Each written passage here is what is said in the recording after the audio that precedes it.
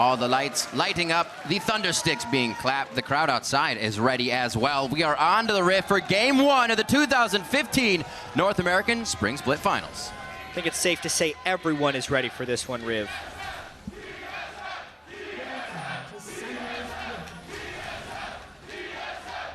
Man, I wonder if it separated TSM inside and Cloud9 outside. No, I think that's just all TSM fans. I didn't really hear any chants. There are a lot of Cloud9 fans, but there are many more TSM fans. Indeed. As we have learned. Woo. Just got to get it calibrated and figure out where everything is. Scope was off a little bit. So the early wards aren't getting too deep here. Santorin's obviously able to just brute that one in. I'll give Meteos a little. Oh, it should be down before he goes for his Raptors, rather. So nothing big coming from anybody in the early game. Turtle's going to sit towards the top lane, and it does not look like they're going to get the 2v2 matchup here. Yeah. One of the nice deeper wards, though, that was placed there by Santorin was actually trying to stop Maokai from stacking saplings and taking the Raptor camp. Oh.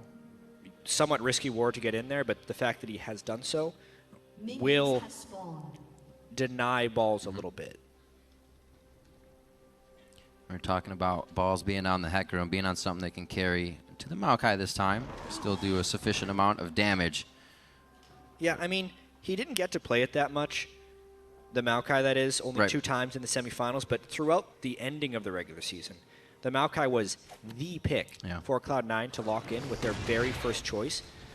The fact that they were able to just kind of get it this time without having to put a huge priority on it, you know, first pick Gragas being over on the other side is rather valuable. Lustboy trying to do some Nautilus things on Nami. Still working with water. Not the same. Not a problem. I think. Just being smooth. I don't think he's going to get too far in this one. Just knowledge of what Cloud9 is doing and at what speed. Elimination's going to try to do a little bit of his own scouting here as he heads down towards the bottom side of the map. It looks like they are out already. He doesn't even get You can tell these guys practiced a lot against each other because they got the same ideas with what to do in these lane swaps. Honestly, TSM wins out on that a little bit. Basically, Lemonation's invade was later, and even though he stole one tiny little Raptor, the camp itself wasn't stopped. Whereas for Cloud9 here, they forewent doing the Raptors and ran straight to the other side of their jungle. Therefore, it's actually the TSM duo jungle here of Darius and Santorin that are ahead on experience. Scuttle, given over to Meteos. Play that well. Looks like he might get a ward over the wall here, and they are going to quickly get this. Lemonation's ward towards red, definitely giving them a little bit of help to make sure nobody else comes in. And 3 wards with the Scuttle Crab is all they need. With a level 1 support, too. So really low experience values here early from Cloud9. There will be more experience, substantially more experience on the side of TSM. And for a Dragon, they get first shot at ganking high here. Gragas Flash E is one of the most lethal ganking tools. Ooh! So that's one way to stop it. Is if High... That's all credit to High there, actually, for avoiding that gank. Because Odd One is watching as well. Oh, yeah. But because he knows that the Gragas gank, early game, if he Flash E body slams you for the stun, it's almost a guaranteed death because Bjergsen would charm him for sure. And when Santorin was body slamming in, he wouldn't have been in range unless he flashed, but High respected it flashed anyway, was able to get it alive. Hey! 1-2 miss there. Darius is going to be able to head a bit of a split in the uprights on that one, and TSM looks like they can get out safely. They have to be careful what's really happening here, though. Can they get out in time? They're still going to try to take down Darius. The Ignite is on. The Ignite is ticking. Is it too little? And he stays alive with the potion just chugged at the right time. If not for the 3-man bubble from Lustboy, which he flashed in for, Darius was dead for sure. So Lustboy supporting everybody but Wild Turtle early on in this game. Yeah, Lustboy doesn't even need training wheels back to these champions. He's just straight off and running. No mistakes, all plays right out of the gate for him. A nice hit by Bjergsen. He needed that 5-4 in this lane, not too far behind, but he's been taking those corrosive charges a little too much, and High has that upper hand. 34-25 in the mid lane right now. So Turtle freezing away in this top lane. Shouldn't really see any trouble for quite an amount of time in the game here. So he should be big for TSM come mid-late game. And someone who is not very big right now for Cloud9 is actually Balls. Level 2 on Maokai, everything has gone against his farming early on in the game, which typically does not work out for Cloud9 when they need him as an initiation threat. Think about the very early jungle. Lustboy pushed him off of the Raptor camp. He couldn't share that. The first experience Balls actually got was sharing the wolves on the other side of the jungle. Then he never even got lane experience because the dive was shut down. He never got kill or assist gold. And now he's set up in a lane against Lustboy and a level 5 Jinx. There is no way he gets meaningful farm in the next few minutes. TSM getting everything to fall into place accordingly, and that ward early from Santorin towards Raptors was a pretty big catalyst to make all of this come to be. Cloud9 still clearing together towards this top side. Ball's trying to keep himself somewhere in experience range to be able to help in this game. Santorin now is by himself. It's definitely going to start to catapult him ahead a little bit more. That first pick Gragas, and Santorin, he played it in all 3 of TSM's victories in the semifinals against Impulse and shut down Rush, who had been a jungler who was on complete fire for the last half of the split as well as the series against Gravity. Santorin exhibits a large amount of control on the map on Gragas, both from just his clearing but mainly his gank potential and his consistency as a player. All coming in huge on the jungle Gragas. Yep. We really haven't seen too many woes with these teams. Santorin's kind of the biggest woe right as IEM hit before the season started was really all that TSM had to work on. People thought that he might kind of just be in the back pocket of Bjergsen all the time. Santorin won't be something TSM needs to grow, but I think he grew a little bit faster than everybody thought he could. Yeah, an unfortunate tech issue. Hai spilled his drink on the keyboard, so classic mistake for the home game. Urgot is so sloppy. God. Just get control of yourself. Yeah. Prompting this pause. Not a problem. That's unfortunate. Really. At least it's not kind of like an emotional thing. You're just like, oh, man, now I'm really in for it. It's just kind of like, whoops, we're good. It's actually surprising that this hasn't happened before. I mean, think of all the LCS games we've had. Well, we took the banana away from Lemon Nation before anything could happen last time, so. See, he's still getting support. Make sure everything still works. Maybe they'll get him a replacement keyboard. We shall see. But honestly, are getting a replacement, yes. But yeah, we were talking about Santorin and how he has been helping the team. But looking at these teams, 2 of the only teams who saw 0 subs or changes throughout the split. So it's kind of no real surprise that they are the top 2 fighting for the finals. Yeah, Cloud9 no supports or subs in LCS play for 2 years now. Yeah. TSM, if they do a supporter substitution, it usually works out for them.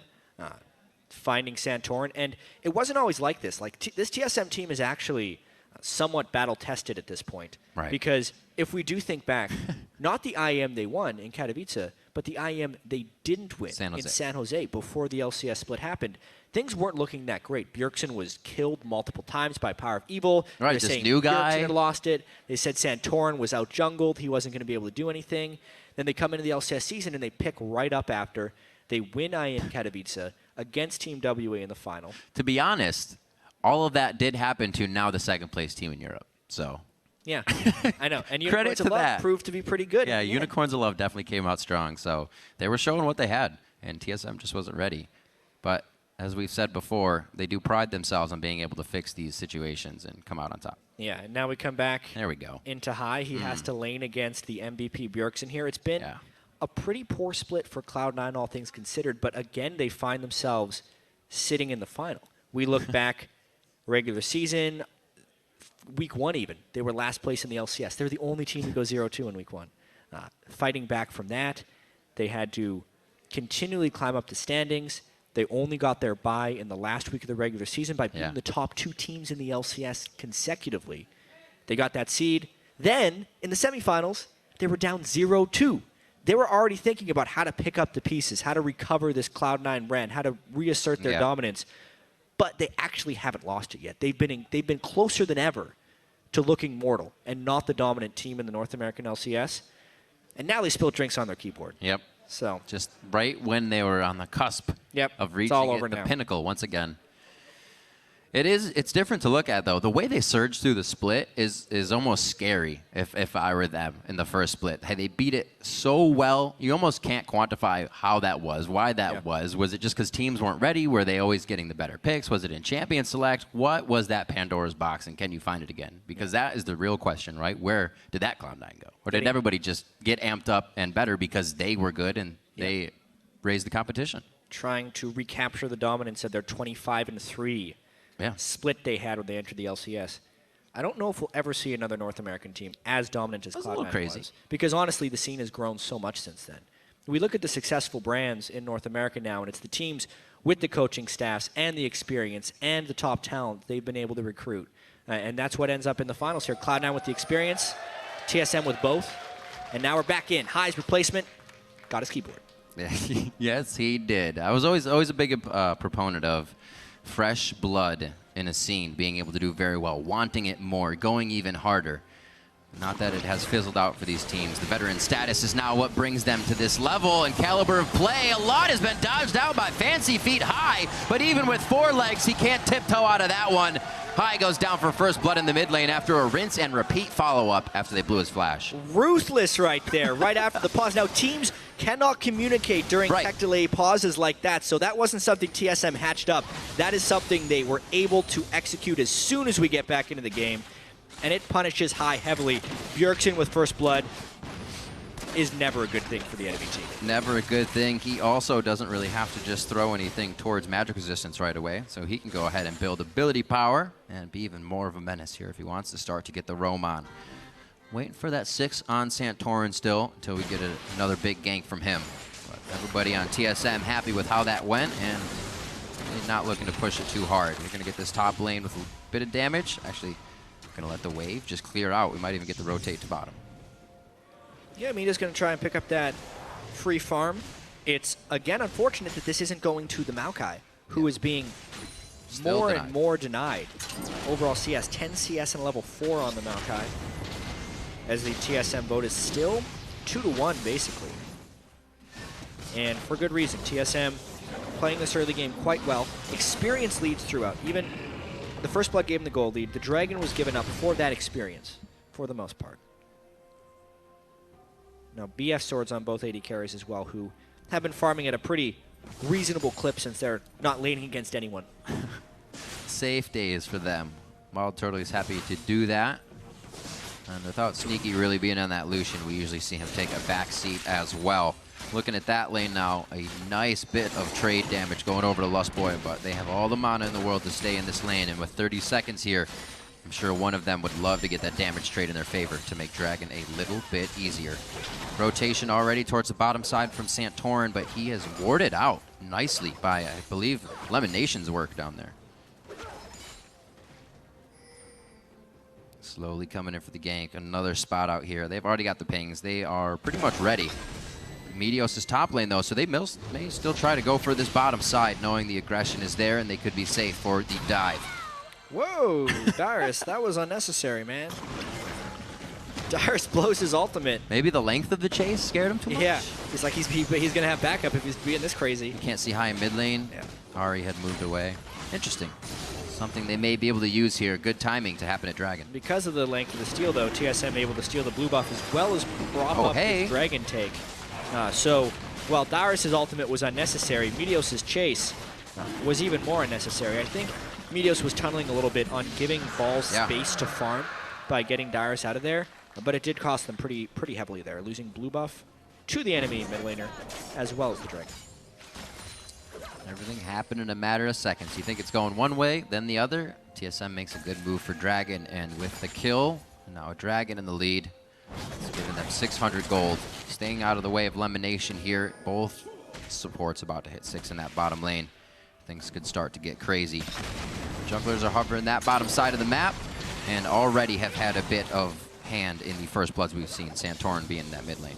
And both Santorin and Meteos have game-changing ultimates on these junglers. Something they actually used awesomely in the semifinals. Santorin's Gragas assaults were perfect, and when Meteos was on Gragas, he was landing great ultimates as well. We've seen Sejuani completely swing team fights before as well, and it will be incredibly important where those ultimates are used and if they can give each team an advantage. Because right now, when TSM has that small lead, they're so good at stretching it out. Yeah. So unless Cloud9 makes a play with the Sejuani ultimate that is not counter-ganked by Santorin, they may die a slow death to Bjergsen's Art. That's one thing you get out of Bjergsen over and over again is a reassuring voice. If we keep doing that, it's something we'll be able to get. Just keep poking, keep ganking mid, and TSM is able to stay on that kind of course and not divert from it. Really is something that keeps them in the game and allows the lead to grow ever so slowly. Raptor buff taking out the bottom ward. It also delays Sneaky's back here, so they may be able to get a little bit of action on this turret. Yeah, it may cost them a lot of this turret. The turret no longer has that extra resistance because we're 11 minutes into the game. And also, Elimination had to back away early. All this pressure that Meteos is throwing up into the top lane is being really easily countered and outplayed by TSM. We've seen games where Balls gets focused like this, pushed out, very under-leveled. Now he's got himself back up to level, but too many resources have been put back into that for it to work. TSM outplayed slightly in the early game, which put Balls in a hole. And instead of just leaving Balls on his own, Cloud9 is putting so many resources into making sure he is a person in the late game, instead of just like a baby sapling tree. So with that, not many rings. Instead of TSM putting resources into keeping him down more and more, TSM just putting resources into giving everyone else an edge. By the time Balls matches up with Dyrus, which he kind of is now, maybe all the other lanes for TSM will be ahead, which is the TSM game plan. Get the other 4 people ahead, let Dyrus fend for himself and go even. Yeah, always. TSM's plan, Dyrus fend for himself, indeed. And with these turrets dropping now, as we see the first one go down just a bit ago for Wild Turtle, Jinx can start approaching these turrets faster. It's going to be even a bigger surge in gold, and those turrets are going to fall down real quick. Bjergsen backing on a ward. Don't think Cloud9's going to be able to work off of any of this. They're all kind of in their own backing position themselves. So, didn't expect this slow of a first game, but both teams are definitely giving each other a lot of respect. Yeah, they are definitely just taking it slow, not trying to take too many risks. These teams they're very different than Unicorns of Love and Fnatic, strategically, to put it in some finite terms. Honestly, these guys just don't fight as much as Fnatic Unicorns of Love do. They have heavy, heavy vision games that evolve around each other. Cloud9 actually won a lot of games in the middle of the season with incredibly low kill counts. That's very true. has been known to play that way as well. When the team fights break out, they will be explosive, but don't expect them to just happen out of thin air. Going to be difficult. Balls just on charging up that Rod of Ages, but Catalyst giving him a little bit of HP. It looks like maybe needed in what could be this 4v2 fight in the top lane. 2 in the mid here, Bjergsen, or rather High and Elimination are hanging out there as Bjergsen started to rotate, but he pulls it back. They could still get Balls off of this chase. Bubble hits, but it doesn't seem like they took the steps to actually take him down. Oh, hello. Yeah. Cloud9's got to try and make a play here. It's on Dyrus. That ultimate is still up for him. He can get the Wild Growth on. I don't think it's going to be enough as a Winter's Bite and Conclusive Blows just equal out to the stun. And Dyrus goes down. So Cloud9 get a trade on the bottom side for a turret, but they've lost another one up top as well. Good job right there for Cloud9 to get aggressive right as the turret was falling. Dyrus needed to fall away from that turret to not be at risk for that engage. But now that 2 big ultimates have been blown by Cloud9, TSM looking to maintain the pressure in the mid lane. Every time you put something into Dyrus, TSM will take from you something else. Oh, always. And they take it quite textbook here in the mid. Another flash needed to be blown, this time on the side of Cloud9 as the 3rd outer turret falls. That was quite quick once they got the bottom one. And that's going to put quite a bit of money over onto Bjergsen and Wild Turtle. Both of them has 1,000, and Santorin just hit that as well. So burning a hole in their pockets, they decide to stay on the map for a little bit longer, get the vision they need to make sure Dragon is all covered. Yeah. Nice play overall there by TSM. Not being dissuaded by Meteos' Sejuani ultimate because they knew there wasn't follow-up there. Right. High still stacking up. Just got his Manamune. Merman is going to be a good distance away. Let's double check that. It's at 391 of 750, so it's not stacking incredibly quickly. Right. Rod of Ages still not completed on Balls' Maokai. Not going for the Righteous Glory. So trying to get a little bit more damage in good there. thing you just got that done. Relying on the Sejuani ultimate instead of the Righteous Glory initiation. Maybe a Righteous Glory from Lemon Nation. Cloud9 is trying to bide their time, but they're honestly in catch-up mode. They have been for a while, and it's very hard to catch up to a team like TSM who is so apt at trading and trading successfully. Yeah, they'll play around you. They know exactly what to do to make sure they get it their way. Second Dragon is going to be just that as Cloud9 forced to answer towards the top lane. Team Solo Mid fans liking the objective pressure that TSM is given right now, and it looks like Hai could be caught in the mid lane. They catch him sleeping. And this is exactly what we were talking about. Cloud9 is pushing the bottom lane. They leave an Urgot to stay in the mid lane. He can't clear a wave, so he's just a victim to any skill shots that actually land from TSM. They get another turret. They may get another interior turret. And it is all about the trading right now, but every trade is in the favor of TSM.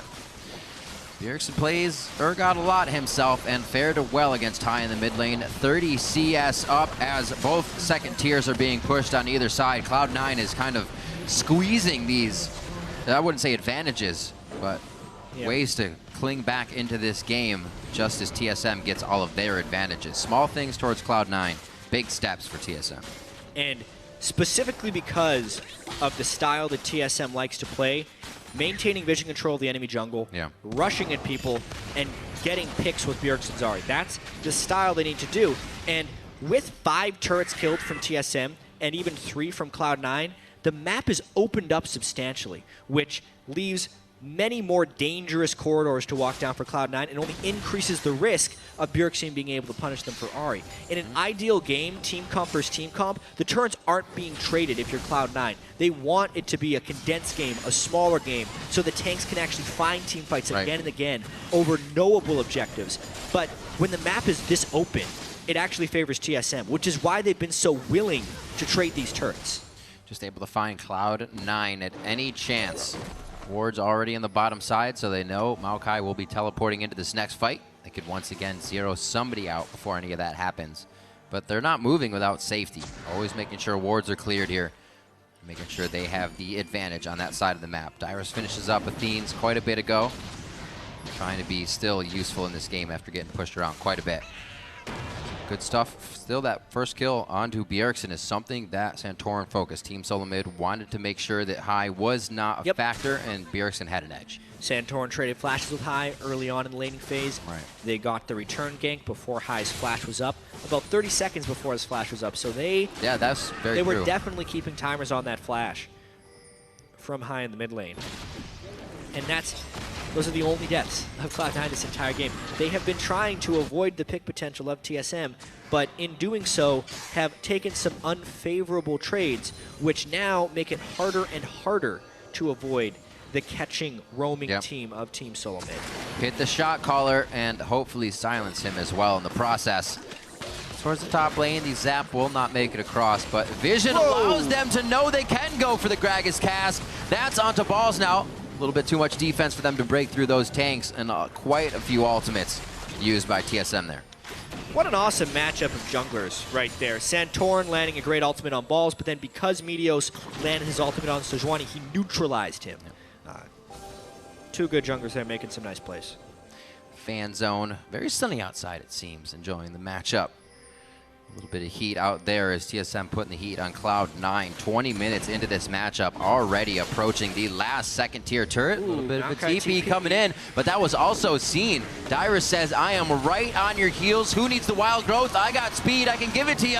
And it looks like they want a bit of the fight. Knowing Lemon Nation's Glacial Fisher's coming out, they back out. They disengage for a second, and both teams now are kind of creating a line of scrimmage to say, who's next? They kind of realized they were out of ultimates when that fight started. Neither the Sejuani or the Gragas could add to that one. And Ball's also TP'd in without home guard, so neither team wanting to fully commit to a fight there. And they end up just delaying each other. A lot of respect. Bottom wave needs to be cleared out here for Cloud9, so this actually works out nicely for them that they can, relieve a little bit of that pressure and start to get some breathing room. Baron is up. We've seen some very, very, very early Barons here throughout the finals, the playout, or rather, through the final games, I should say, of third, fourth place yesterday in the semifinals. Doesn't seem like anybody's too worried about it here. Scuttle Crab averting from Dyrus. Can't get it. Sneaky farming pretty well. Matching Wild Turtle. CS for CS, but unfortunately Wild Turtle's got that kill on him, so a 300 gold edge. Both these 80 carries, the main damage dealers for their teams throughout the year, if we look at damage dealt to champions as well as kills. Wild Turtle had more kills, deaths, and assists than Sneaky during the regular season. Every category just plays crazy. Yep. Whereas Sneaky had a higher KDA and better CS numbers. Honestly, we're kind of seeing something similar in this match, but as much as we talk about Bjergsen and High, this game is just as much about Sneaky and Wild Turtle. These guys have both stepped up in really big ways this year. Probably the 2 best 80 carries in North America now, going head-to-head in this classic TSM versus Cloud9 matchup. Yep. Saw him quite a bit on different 80 carries, spot. But now James what a hit from the ultimate from Meteos. TSM is locked up and now retreating as Cloud9 is trying to get the cavalry to approach on this, and they cannot get through the choke point as TSM made their way out very fast after losing Bjergsen. TSM is lucky to only lose 1 player after that initiation. Cloud9 going to try and push down this mid turret as fast as possible because there's a Dragon objective up as well. They have a very small minion wave, but it doesn't look like it's going to matter. They have enough damage. They should be able to get Dragon here in a very big move. Completely evens out this game. Next few turrets are going to be really big. The fact that Cloud9 could posture outside of the Dragon with that many missing turrets, they're missing 4 turrets on the Dragon side of the map that is all danger walking through. But that specific corridor is actually where they want to catch a fight. TSM lost a fight in this spot to Gravity during the regular season against an Urgot. Wow. 4-man Sejuani ultimate. Giant Sivir damage coming in as well. High is not even involved in that fight. I think that's the main reason you only saw 1 casualty, because no one else could be swapped back into the team for additional kills. But it puts Cloud9 back in position in this game, and critically gives them some time to set up defensive wards. It's just a whole lot of high-level play coming out of that. Cloud9 got the engage they wanted, which they'll probably never get again. Most teams would have completely died in that situation, which TSM didn't actually die. They disengaged. These guys are on point on both sides. Cloud9 somehow needs to find that one more time. A hole in TSM's vision control. They have a double sight stone and 2 upgraded yellow trinkets. Previously, Cloud9 was the team that did the double yellow trinkets because Meteos would like to put more of his gold into combat items, and they'd get less vision denial, more overall vision. TSM should have more overall vision right now because of the double sight stone. They had like 4 wards on that spot. 1 ward got them out there. 4 people on this team, aside from Wild Turtle, can keep 3 wards out on a map indefinitely, and they didn't have the wards there for the Cloud9 fight. Just a lapse in vision control there from TSM, costing the Dragon. Taking their time for right now, that is for sure. The gold is even right across the board with the Dragons. And kills! Thought Santorin was going to be stepping a little too close, but he's able to suck in his gut there and get out of the way of the Winter's Bite from Lemon Nation. Cloud9 is now, you can see, kind of on the forefront here. They want to start the engages. They're not afraid anymore. The team has grouped in mid, and they're looking for Team Solo Mid to make another mistake. Yeah. Well, what's happened now is Cloud9 has successfully denied a lot of the vision.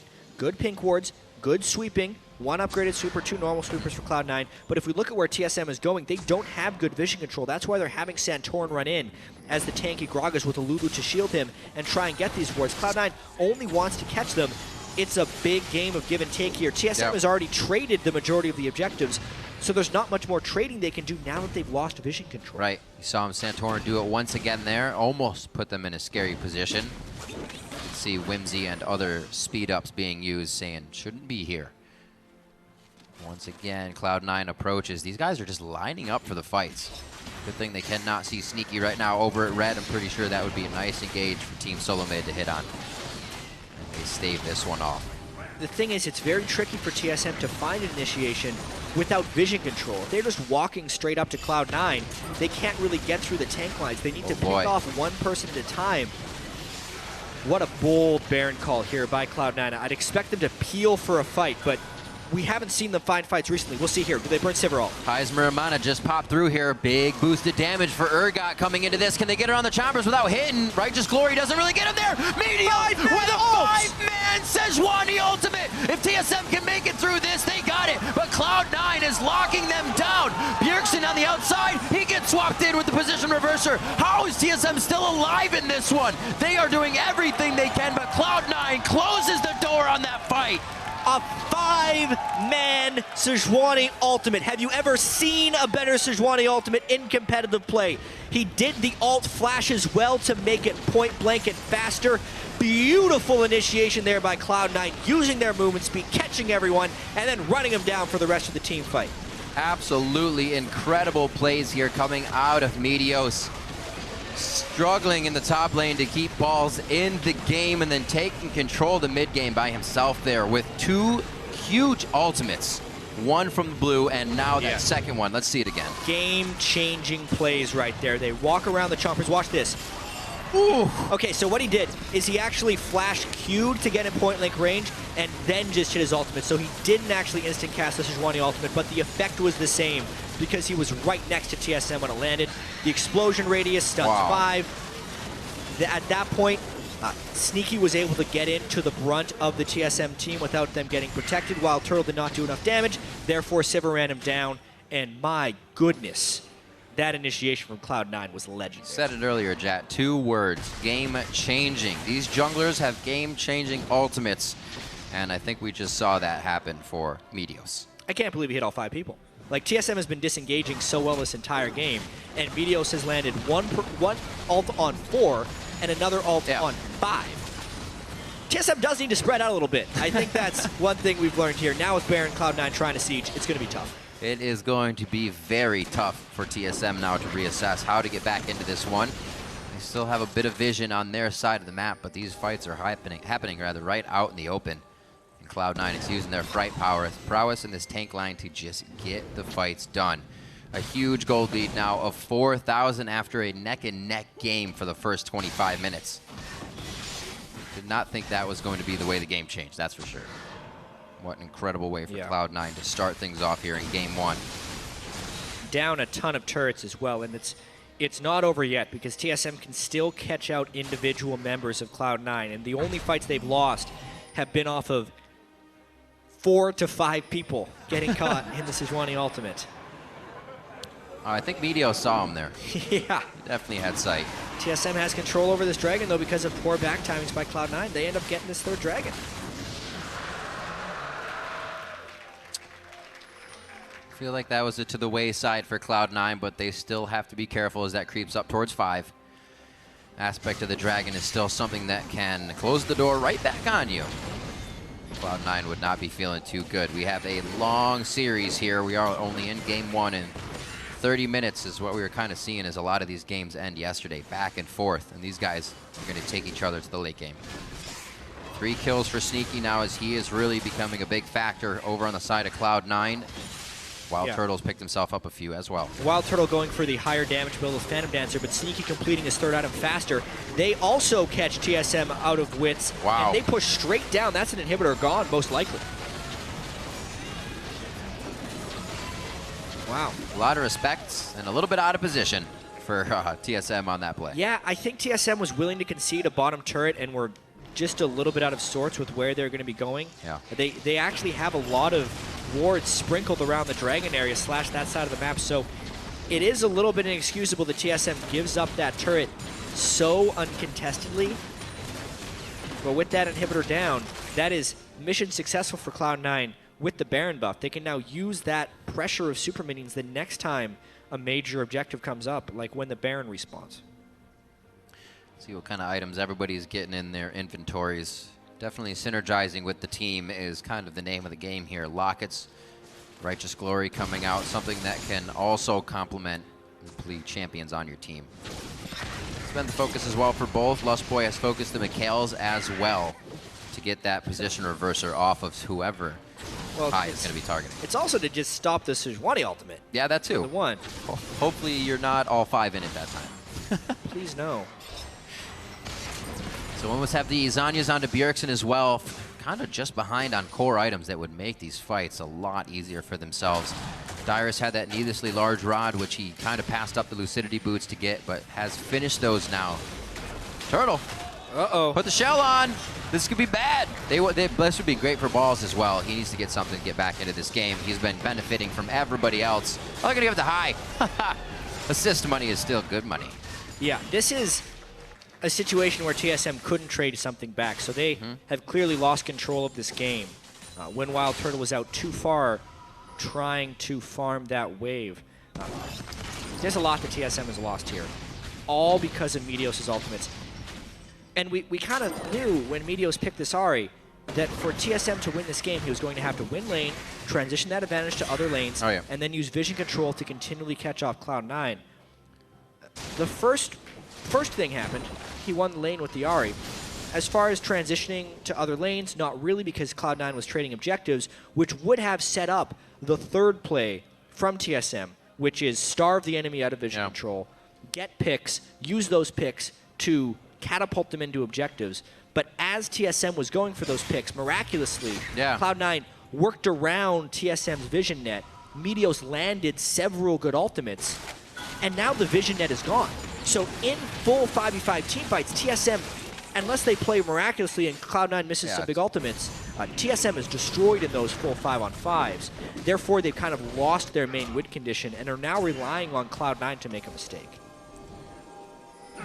That early game of Sejuani in the top lane was what TSM worked off of. They dropped all 3 outer turrets immediately. But like you said, no roaming. I think Bjergsen's and the team's focus was to take down High too much. Those 2 kills kept him to the 2nd tier turret, which easily becomes roam, right? After that first tier is down, you get the inner wards, and you're all over the side lanes. High is down 80 CS to Bjergsen. I mean, we can see that they shut down his Urgot, but without the focus, oh boy, they're not dealing with other stuff. TSM scattering this time. No 5-man Sejuls today. The pop on Santorin, that's his flash. Explosive cast goes out to try and save his life. It's a nice set of chompers from Turtle. The tsunami as well from Lustboy coming through, and they may be able to just retreat into the base. That would be the best of the situation for them right now. On to Lemon Nation. That's going to be a lot to take him down. Boy. Cloud9's not able to get anything out of this, as they're kind of floundering around in mid right now. They were trying to take the minions. Lemon Nation did not get the backup of his team right there. Re-engage. Going out of Lustboy. That's the blade. Almost a boomerang coming in from Sneaky. One more shot. He is able to get Lustboy. Turtle falls. And Cloud9, they don't back up. They go right through the front door. And the super minion could make this the game for them.